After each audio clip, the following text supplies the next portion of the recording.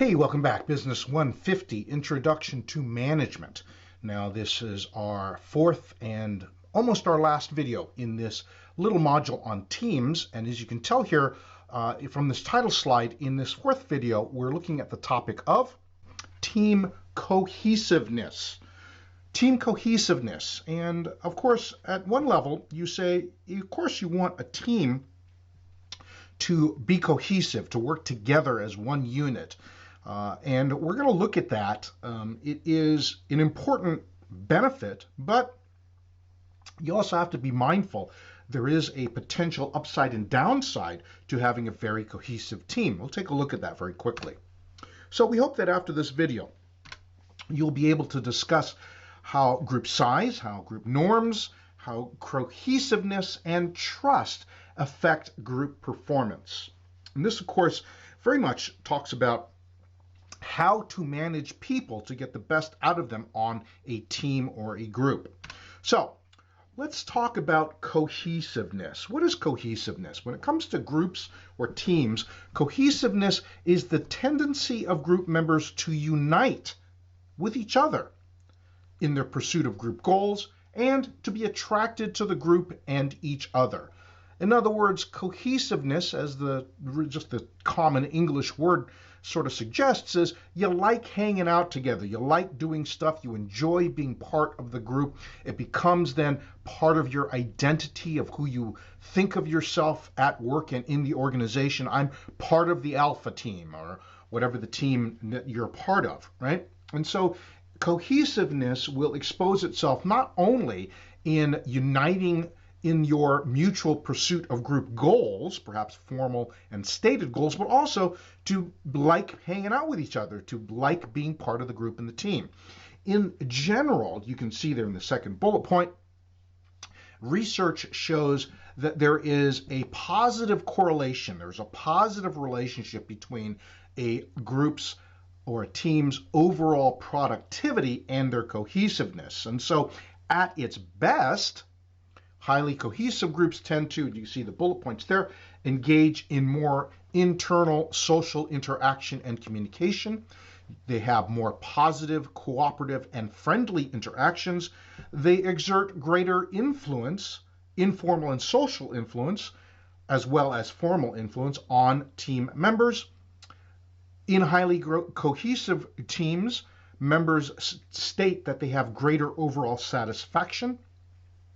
And at its best, highly cohesive groups tend to be more effective in achieving goals that they set for themselves. And so that's the kind of thing that at its best, again, you really do want to promote and cultivate in teams. It can get the very best out of them because cohesive groups tend to be self-regulating. In other words, if you have a highly cohesive group with very high standards, they tend to hold themselves and each other to those very high standards, and you don't have to do that externally. So it can be a very desirable thing.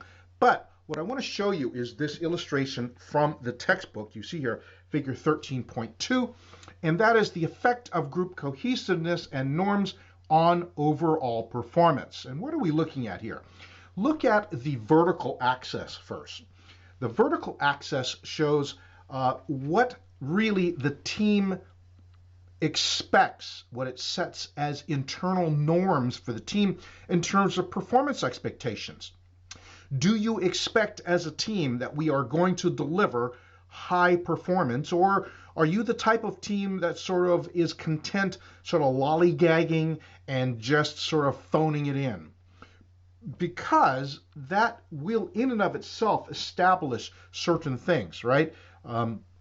The goals you set for yourselves, the expectations you set for yourselves as a team will sort of become self-fulfilling, right? If you have a team that, generally speaking, the leaders, the de facto leaders of the team are satisfied with nominal, less than stellar performance, that's going to affect everybody, right? Whereas if you've ever been on the kind of team where the norm, the expected performance is very high, right? Well, that drives everyone to get the very best from themselves and from each other, right? Now, that's the vertical axis.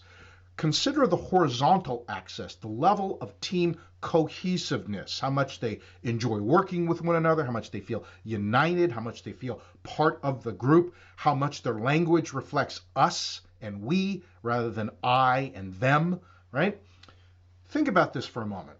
If you have a very cohesive team with very high performance norms, that's the best of all worlds, right? You're going to end up with the upper right-hand cylinder where it says high performance, right? In other words, not only are you going to deliver high performance, but the team's going to hold itself and each other accountable to continue to deliver high performance without a whole lot of variation, right? However, consider a very cohesive group. They like working with each other, y'all get along, you like hanging out, but your performance expectations are low. It's okay to be lazy. It's okay to stop putting the effort in if the boss isn't looking, right? What happens there? Then you will have very, very stubborn, recalcitrant, low performance that is difficult to change because the group norms will insist that the status quo be maintained. And quite frankly, if you are trying to manage a very cohesive group with low performance norms, that is the worst managerial nightmare because the group won't want to change. They'll want to continue to deliver de facto poor performance, and there's almost nothing you can do to change it. Maybe your best response in that kind of a situation, quite frankly, is to break up the team, because trying to get them to adjust their performance norms, man, that's hard stuff. That'll be a nightmare for many managers. I think you understand what I'm saying here, right? Cohesiveness tends towards the status quo, to maintaining existing expectations and norms. And if those are high, awesome. If they're not so high, you got some issues, right? So we hope that that also begins to figure into how you think about group size, norms, cohesiveness, the issue of trust we've already talked about, right, in this class, how that will actually contribute to overall group performance over time, and some ideas how you manage towards those kinds of things. So, hope this has been helpful, and we'll see you in the next and last lecture in this module.